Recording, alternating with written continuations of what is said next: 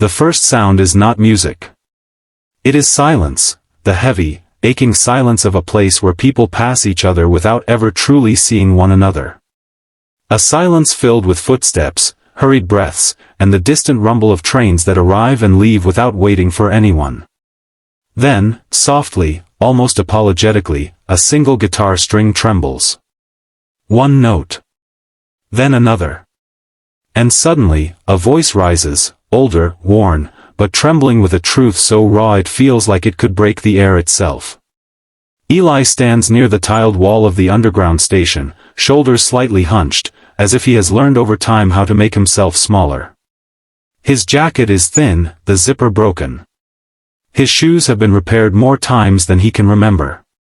In front of him lies an open guitar case with a few scattered coins, evidence that kindness still exists, though never in abundance.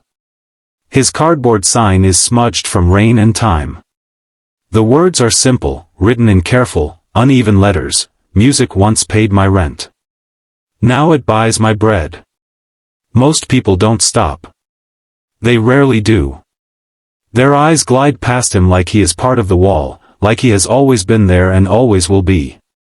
A man in a suit steps around the guitar case without looking down. A woman with headphones turns up her volume, drowning him out. Two teenagers laugh as they pass, not unkindly, but without curiosity. Life moves fast here. Dreams are considered obstacles. Eli closes his eyes as he sings. He has learned that singing with his eyes open makes the rejection hurt more. With his eyes closed, he can pretend he is somewhere else, on a small stage, under warm lights, with people listening because they want to, not because they happen to walk by. His voice is not perfect. It cracks in places, bends in others. But inside that imperfection lives something honest, something earned. Every note carries years of missed chances, late nights, and promises whispered to the ceiling. Once, long ago, this song meant everything to him. He wrote it in a tiny apartment where the heat barely worked, sitting on the floor because he couldn't afford a couch. Back then, he believed talent was enough. He believed that if a song was good, the world would make room for it. He played it for his band, for small crowds, for anyone who would listen. Applause came in waves, but opportunity never followed. And applause, he learned, does not pay rent. Life slowly asked him to choose between survival and sound. When his daughter was born, he chose diapers over demos. When bills stacked up, he chose overtime over open mics. When his partner begged for stability, he promised her tomorrow, again and again, until tomorrow stopped believing him. The guitar stayed, but the stages disappeared. Eventually, even his family did. Now, years later, the song has aged with him. It carries loss in its rhythm, humility in its pauses. It no longer asks to be heard. It simply exists. A train roars into the station, swallowing his voice for a moment. He keeps playing anyway. He always does. When the noise fades, his voice is still there, steady, patient. The lyrics speak of holding on when the world lets go, of learning that worth is not measured by applause. They speak of falling down without bitterness, of loving even when love leaves. People pass. Coins drop. Time moves. Then something unusual happens. A young woman slows her pace. Not because she is late. Not because she is curious. But because something in the sound reaches her before her thoughts can stop it. She turns slightly, as if pulled by a thread she cannot see. Her phone lowers. Her breath catches.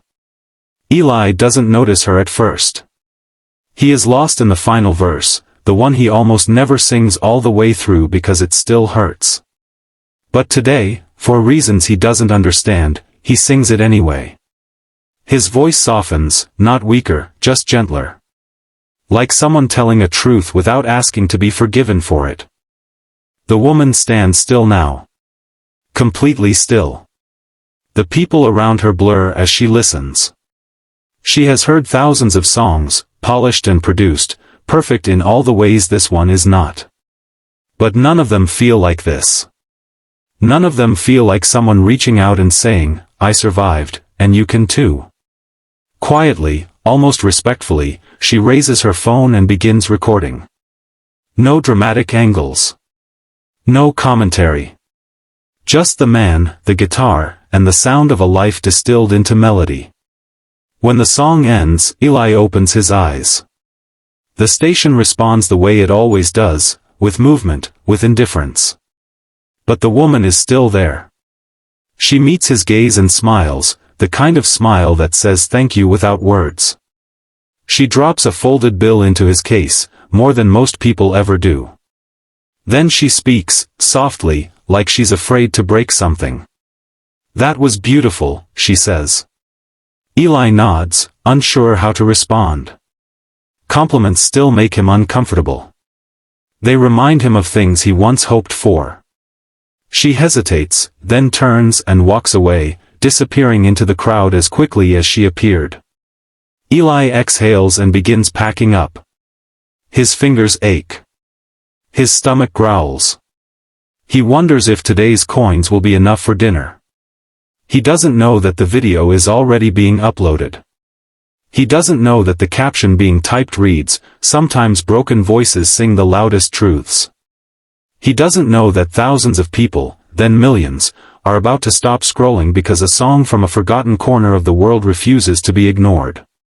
He only knows that, for a few minutes, someone truly listened. And for now, that feels like enough. The phone vibrates once, then again, like an insect trapped inside his pocket. Eli ignores it at first. Cheap phones buzz all the time, low battery warnings, random alerts, messages meant for someone else.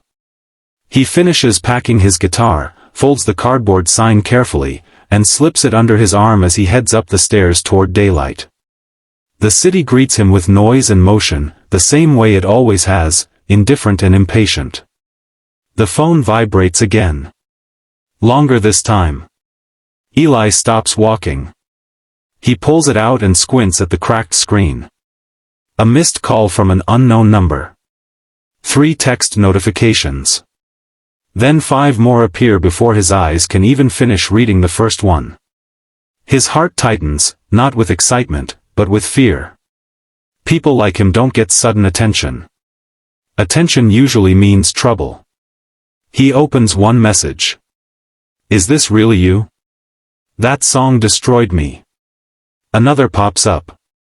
I've played this 10 times already. Thank you. Then another. Please don't stop singing. The world needs this. Eli blinks. He scrolls. His hands start to shake. There are hundreds now. Comments.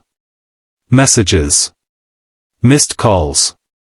His old email account, one he barely checks, fills so fast the app freezes. He presses refresh, thinking it must be some kind of mistake, a glitch, something temporary that will correct itself if he waits long enough. But it doesn't stop. He sits down hard on a bus stop bench, guitar case at his feet, sunlight hitting his face in a way that feels almost unfamiliar. His chest rises and falls faster than usual. He finally sees the video link being shared again and again, the same clip, the same subway wall, the same song. His song. He watches it with the sound off at first. He doesn't like seeing himself. He looks older on screen than he feels. More tired. But then he turns the sound on. His own voice fills the air, raw and unfiltered. He listens as if it belongs to someone else. He hears the pain he usually tries not to acknowledge. He hears the truth he buried under years of survival. When the video ends, he wipes his eyes quickly, embarrassed even though no one is watching. The numbers keep climbing. By afternoon, strangers have given him a name. Headlines appear on screens he's never owned. Messages arrive from people who say the song stopped them from quitting, from giving up, from feeling alone. He reads every word slowly, carefully, like they might disappear if he rushes. Then the phone rings again. This time, he answers. A calm, professional voice introduces herself. She says his name correctly. She says words like audition, stage, opportunity. She explains that millions have watched his performance and that people want to hear more. She asks if he would consider appearing on a televised show, one song, one moment, a chance to tell his story. Eli doesn't answer right away. He looks down at his hands. These hands have fixed sinks, stacked boxes, scrubbed floors. These hands have held his daughter when she was small and empty coffee cups when she grew distant. These hands have learned how to let go. I'm not sure, he finally says. I think you've got the wrong man. She laughs gently, not dismissively. I think we found the right one. After the call ends, Eli sits there for a long time. The noise of the city fades into something distant and unreal. A chance like this feels dangerous. Hope has hurt him before. It promises, then disappears, leaving you emptier than you were. He thinks of the nights he came home too tired to practice. Of the arguments that ended with silence. Of the day his daughter stopped waiting by the door for him to return early. He thinks of all the reasons he learned not to believe. The phone lights up again. This time, the name on the screen makes his breath stop. It's her. His daughter. He hasn't changed her contact name in years. He never could. The last message between them sits months back, unanswered, heavy with things neither of them knew how to say. His thumb hovers over the screen, afraid that opening it will undo whatever fragile piece he has left. He opens it. Dad. I saw your song. That's all the message says at first. Just that. Simple.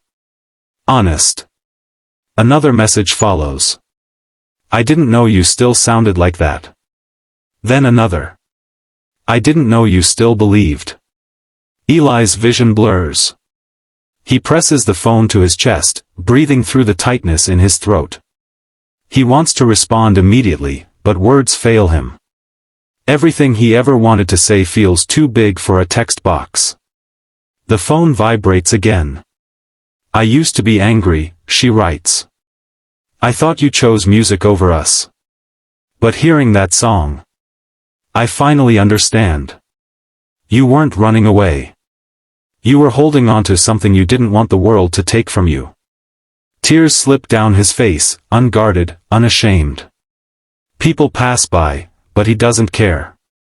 He types slowly, deleting and retyping, trying to make the words worthy of the moment.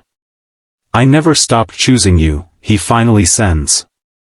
I just didn't know how to be who you needed. There is a pause. Second stretch. Then she replies. I know. And I'm proud of you. That single sentence hits harder than any applause ever could. As evening falls, Eli walks home with lighter steps.